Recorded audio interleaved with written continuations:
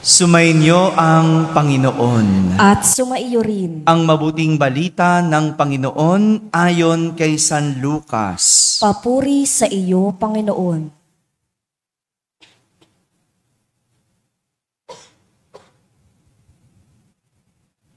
Noong panahong iyon, ang mga publikano at ang mga makasalanan ay nagsisilapit upang makinig kay Jesus. Nagbulong-bulungan ang mga Pariseyo at ang mga eskriba. Ang sabi nila, ang taong ito ay nakikisalamuha sa mga makasalanan at nakikisalo sa kanila. Kaya't sinabi sa kanila ni Jesus ang talinhagang ito. Isang tao ang may 2 anak na lalaki. Ang wika ng bunso, "Ama, ibigay na po ninyo sa akin ang mamanahin ko." At ibinahagi sa kanila ng ama ang kanyang ari-arian. Pagkalipas ng ilang araw, ipinagbili ng bunso ang kanyang ari-arian at nagtungo sa malayong lupain. Taglay ang buo niyang kayamanan. At dooy nilustay sa di wastong pamumuhay. Nang malustay na niya ang kanyang kayamanan, nagkaroon ng matinding taggutom sa lupaing yaon at nagdalita siya. Kaya't namasukan siya sa isang mamamayan sa lupaing iyon. Siya'y pinapunta nito sa bukid upang mag-alaga ng baboy.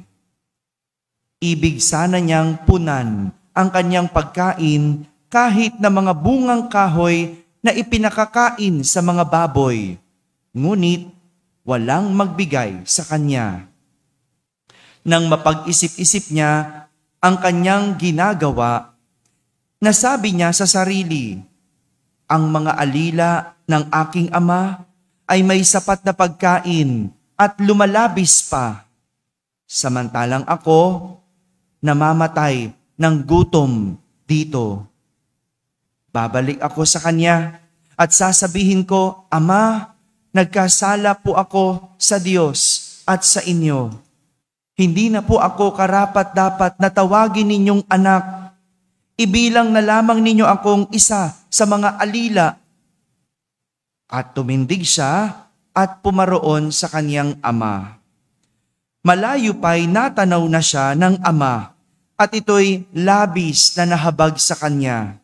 Kaya't patakbo siyang sinalubong, niyakap at hinagkan. Sinabi ng anak, "Ama, nagkasala po ako sa Diyos at sa inyo. Hindi na po ako karapat-dapat na tawagin ninyong anak." Ngunit tinawag ng ama ang kanyang mga alila. "Madali, dalhin ninyo rito ang pinaka-mahusay na damit at isuot sa kanya. Suotan siya ng singsing at panyapak. Kunin ang pinatabang guya at patayin. Kumain tayo at magsaya. Sapagkat namatay na ang anak kong ito, ngunit muling nabuhay. Nawala, ngunit nasumpungan." At sila ay nagsaya. Nasa bukid noon ang anak na panganay. Umuwi siya at nang malapit na sa bahay ay narinig niya ang tugtugan at sayawan. Tinawag niya ang isa sa mga alila at tinanong, "Bakit? May ano sa atin?" "Dumating po ang inyong kapatid," tugon ng alila. "Ipinapatay ng inyong ama ang pinatabang guya sapagkat nagbalik siyang buhay at walang sakit." Nagalit ang panganay at ayaw nitong pumasok sa bahay, kaya't lumabas ang kanyang ama at inamo-amo siya. Ngunit sinabi nito, "Pinaglingkuran ko po kayo sa loob ng maraming taon, at kailanmay hindi ko kayo sinuway. Ngunit ni minsay, hindi ninyo ako binigyan ng kahit isang bisirong kambing para magkatuwaan kami ng aking mga kaibigan. Subalit, nang dumating ang anak ninyong lumustay ng inyong kabuhayan sa masasamang babae, ipinagpapatay pa ninyo ng pinatabang guya. Sumagot ang ama, Anak, lagi kitang kapiling. Ang lahat ng ari-arian ko'y sa iyo. Ngunit dapat tayong magsaya at magalak sapagkat namatay na ang kapatid mo, ngunit muling nabuhay. Nawala, ngunit nasumpungan. Mga kapatid, ang mabuting balita ng Panginoon. Pinupuri ka namin, Panginoong Hesukristo. Magsiupong lahat at makinig sa homilya. Isang magandang umaga po sa inyong lahat.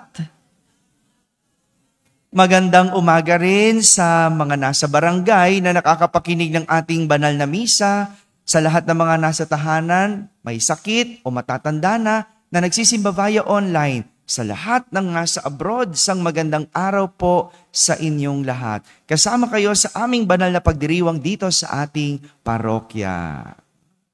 Tayo po ay nasa ika-4 na linggo na ng panahon ng Kwaresma. Ika-4 na linggo. At ang ebanghelyong ating narinig sa linggong ito ay ang talinhaga ng alibughang anak. Alibughang anak. Sabihin nyo nga po. Parang inaantok pa po kayo. May hangover pa ng ng pilgrimage, no? Sabihin pa natin isa pa, alibughang anak. May 3 karakter sa ating talinhaga ang ipinapakilala sa atin ni Jesus. At maganda na tignan kung sino sa 3 karakter na ito ang sumasalamin sa atin. 3 karakter. Una, ang alibughang anak. Alibugha, ibig sabihin, maaksaya. Sabihin nyo nga po, maaksaya. Siya yung bunsong anak na kinuha ang kanyang mamanahin. Unang pag-aaksaya, kinuha niya ang kanyang mana kahit buhay pa ang ama. Tama ba yon? Kailan kinukuha ang mana? Kapag patay na ang magulang. Sayang. Bakit? Dahil hindi pa ito yung tamang panahon. Pero kinuha na niya, ginastos na niya ang hindi pa dapat. Yan yung unang pag-aaksaya ng alibughang anak. Pangalawang pag-aaksaya, nilustay ang mana sa diwastong pamumuhay. Anumang nilustay sa diwasto ay pag-aaksaya. Tama? Tama, di ba? Pag hindi nararapat at dun mo nilustay, pag-aaksaya. Parang gripo at kuryente, no? Na iniwang nakabukas. Pag-aaksaya kung hindi ginagamit. Di ba? Kung walang tao, bukas ang ilaw, di ba? Pag-aaksaya. O kaya, bukas ang gripo, wala namang gumagamit, umaapaw ang tubig. Pag-aaksaya. Panahon na hindi ginagamit, hindi kumikilos, ayaw magtrabaho, hindi ba? Pag-aaksaya. Hello. Shout out sa walang trabaho dyan, no? Galaw-galaw din, di ba? Yung tuition fee, nasasayang dahil hindi nag-aaral ang estudyante ng mabuti. Tama? Di ba? Simple. Ang isang bagay na ginamit sa diwasto ay isang pag-aaksaya. At yan ang alibughang anak na pwede natin masabi na walang kwenta. Sabihin nyo nga po, walang kwenta. Walang kwenta dahil hindi niya nakita ang mga inaaksaya niya. Tama? Hindi niya nakita. Gastos lang siya ng gastos. Sige, aksaya ng aksaya. Hindi niya naisip, pwedeng magkaroon ng taggutom. Hindi niya naisip, pwedeng magkaroon ng taghirap. At hindi niya naisip, pwedeng maubos ang lahat. Walang kwenta. Kasi hindi marunong magpahalaga sa kung ano ang mayroon siya. Walang kwenta kasi hindi marunong magkwenta kung ano ang nawala sa kanya. Yan ang alibughang anak. Masasabi nating walang kwenta. Pangalawang karakter ay ang panganay na anak. Panganay na lalaki. Siya yung nagalit sa ama nang tinanggap muli ng kanyang ama ang alibughang kapatid. 'Di ba? Nagalit siya. Nagalit sa alibughang kapatid dahil siya'y alibugha. Maaksaya 'di ba? Kinuwentahan niya ang ama dahil sa pagsisilbing ginawa niya para sa ama. Ngunit, sabi niya, wala man lang ibinigay ang kanyang ama kahit bisirong kambing para magkatuwaan sila ng kanyang mga kaibigan.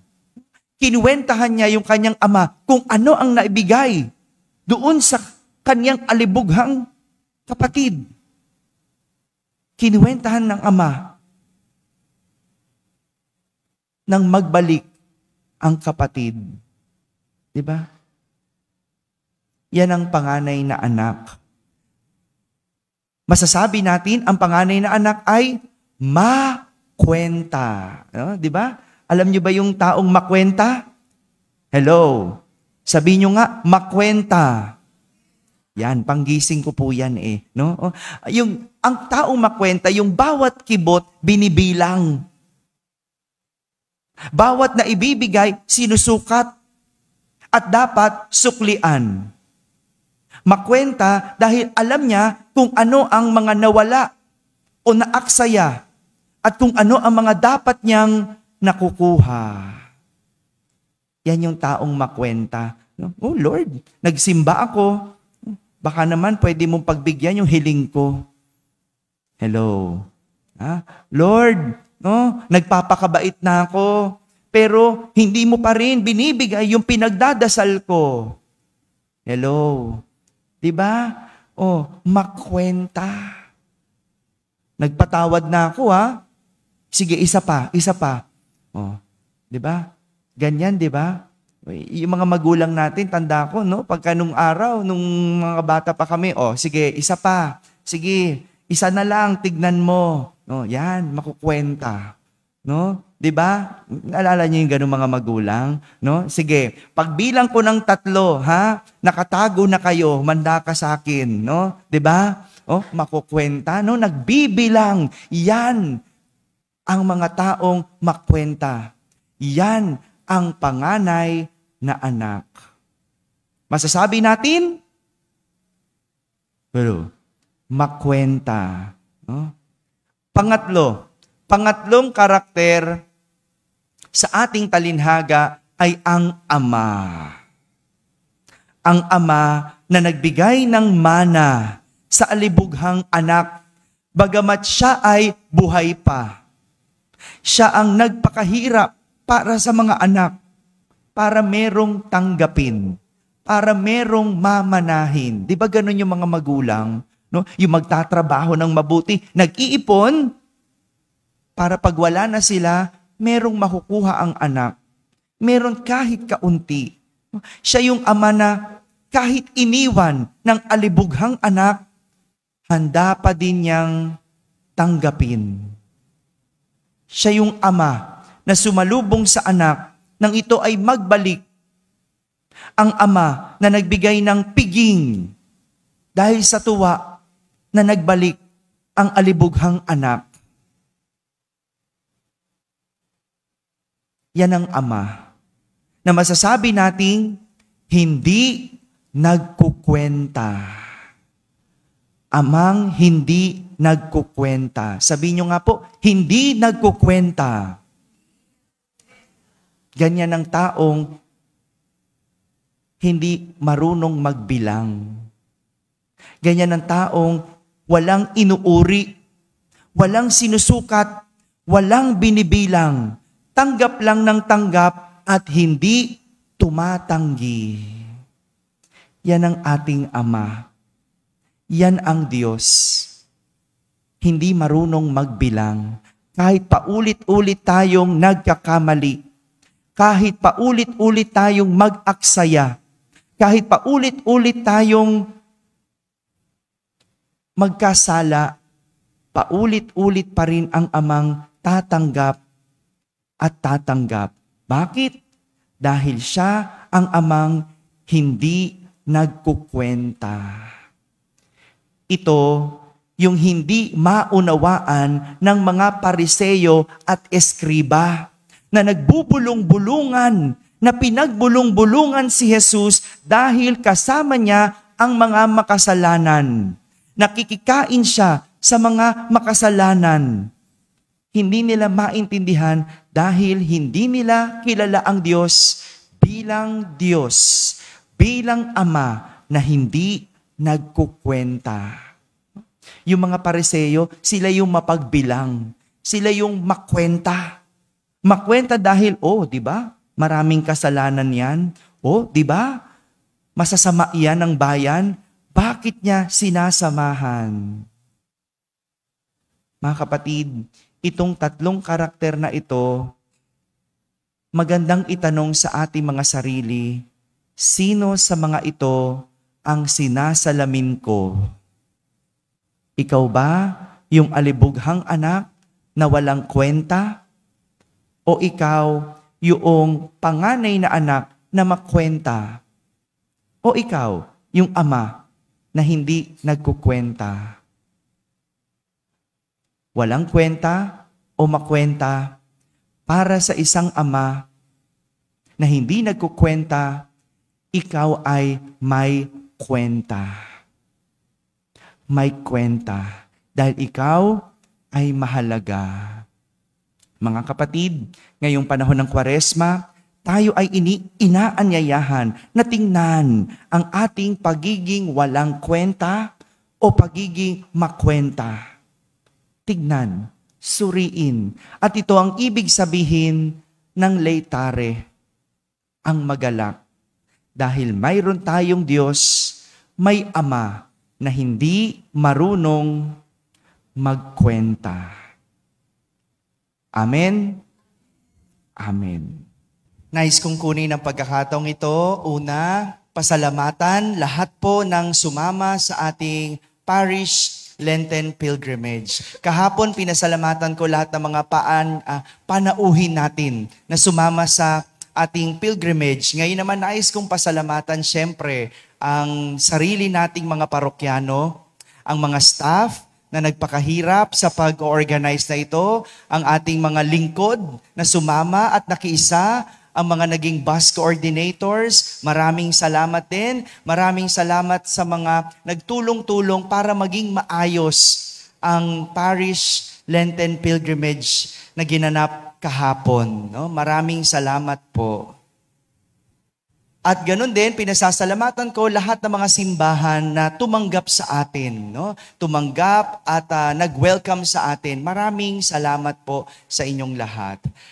Walang kwenta o makwenta ka man. Sa Diyos, sa Ama, na hindi nagkukwenta, tayo, ikaw ay may kwenta. Kaya huwag kang magbilang kung ilang beses kang babalik sa Diyos. Dahil ang Diyos, hindi marunong magbilang kung ilang beses tayong kayang patawarin. Dahil ang Ama, hindi marunong magkwenta. Sumainyo ang Panginoon. At sumaiyo rin. Iyuko pong inyong ulo habang ginagawad ang pagbabasbas.